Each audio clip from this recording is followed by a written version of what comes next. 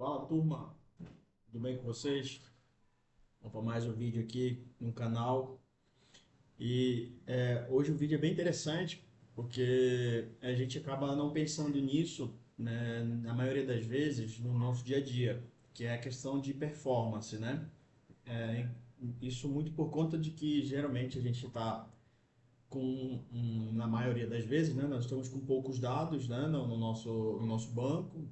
Eu estou falando aqui num cenário que a gente começou um projeto agora de BI, a gente construiu o nosso DW lá, e aí a gente não tem muito problema com performance, né, apesar de que também pode, se um select mal feito, né, ele pode demorar para retornar e a gente pode perceber isso utilizando algumas ferramentas que uma delas eu vou usar aqui, para poder a gente saber se o nosso select está eficiente ou não, né? Então, o cenário é esse. E a gente vai mostrar para vocês o que a gente consegue fazer para melhorar, para ajudar o banco a melhorar a performance dele, né? Das nossas consultas e, obviamente, da performance do nosso DDAO, beleza? Então, vamos lá. O que a gente tem aqui? Eu tenho um select aqui que ele fala da curva ABC, né? Esse select aqui, ele fez bom sucesso no canal porque é um negócio bem interessante e eu ensino passo a passo como é que faz ele, certo? E eu vou usar exatamente ele para a gente melhorar a performance dele, é isso? Então você pode perceber aqui que o Postgres, ele te manda, ele permite que você verifique algumas informações sobre a eficiência da sua consulta, né?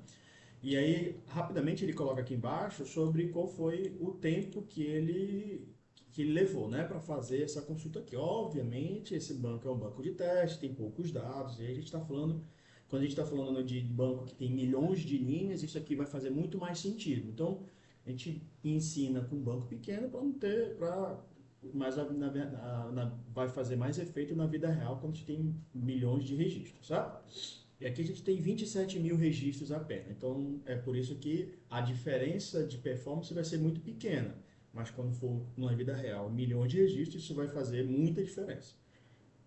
Então, se a gente tem aqui, eu rodei esse select aqui, e ele tem dois joins lá em cima, ele tem CTE, né, subconsultas, né, embaixo, de tabelas temporárias, de tabela temporária, e alguns cálculos e tudo mais, né? Ele é relativamente entre médio e avançado aí, se eu fosse rotular ele aqui sobre a grande dificuldade. Então ele levou 306 milissegundos, né? Que é isso aqui, e a gente vai no SQL a gente tem esse cara aqui, ó. É o Explain Setting, que é o Analyze, Explain Analyze, né? Ele foi feito exatamente para a gente verificar as informações das nossas consultas. E aí o meu aqui, você pode fazer isso, naturalmente ele não vem marcado isso aqui, você pode marcar aqui e depois você clicar nesse botão que ele vai fazer, e ele vai... Opa, não rodou aqui. Ele não está marcado ali, né? Vou botar aqui de novo. Excelente. E vamos rodar. Então, o que ele fez aqui, ó? Tirar o zoom aqui. Ele tem essas estatísticas aqui que ele me fala, né? Quanto tempo levou, e aí é um negócio bem mais elaborado aqui, é um pouco um grau de dificuldade um pouquinho maior. Vale muito a pena estudar isso aqui, certo? Quando a gente está com um problema de performance, tá? Então vale a pena. Então a gente vai focar nesse cara aqui, ó, tá? Vai focar nesse cara aqui, nas estatísticas, tá? Então, eu estou rodando aquele select lá sem nenhum índice, sem nenhum tratamento para melhorar a performance da minha select. E eu vou dar um print nesse cara aqui e vou guardar ele aqui para gente, certo? Deu um print e eu vou guardar ele aqui. Beleza, ele está aqui. Não tem tratamento de performance nenhum. Show. Agora eu vou criar os índices para que a gente consiga ajudar o banco a achar mais fácil as informações que ele precisa no momento da nossa consulta. Esses índices, vale muito a pena estudar sobre isso também, Porque você, na teoria, falando bem drasticamente, você diz para o banco quais colunas são as colunas chaves para ele ir lá buscar a informação de uma maneira mais rapidamente. Para ele não precisar ficar varrendo o banco ou a tabela, se a tabela for muito grande, tiver muito dado, ele vai levar mais tempo para retornar a sua informação. Então, a gente cria índice para ajudar ele, certo? Então, como aqui em cima eu estou usando essas chaves aqui, né, para de produto, da ID data venda e esse ID produto na tabela de venda, ID de produto e a ID venda da tabela de venda, certo? Então, eu vou criar esses índices aqui. Eu já deixei com o código aqui para não demorar muito o vídeo. Então, aqui, ó, eu estou criando a tabela, um índice nesta coluna aqui, né, nesta coluna aqui, na tabela de produto. Então, eu seleciono isso aqui. A sintaxe é bem simples, create index, o nome do índice, né? E a tabela com a coluna. Então, é só a gente pegar isso aqui e rodar, e ele criou aqui, certo? Assim, da mesma forma, eu vou criar o jogo, certo? Criei esse, que é da tabela de calendário lá, que é a chave da tabela de calendário, e as duas colunas da tabela de vendas que eu estou fazendo o join lá, certo? Aqui eu coloquei as duas colunas, separado por vírgula. Por quê? Porque é da mesma tabela, então eu não preciso fazer duas vezes, rodar duas vezes o comando. Eu rodo só em um e coloco a coluna, as duas colunas separadas por vírgula. Beleza. O que a gente vai fazer agora?